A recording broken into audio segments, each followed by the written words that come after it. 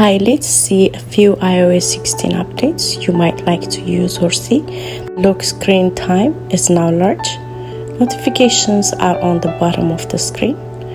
Search bar is on screen instead of swiping it up. The battery icon looks different with numbers.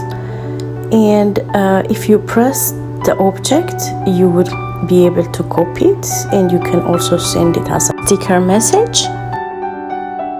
The other one is YouTube video.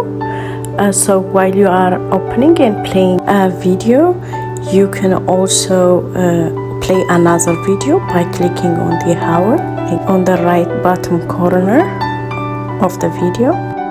It's also getting handy to get a shortcut options to open, to download or add to list.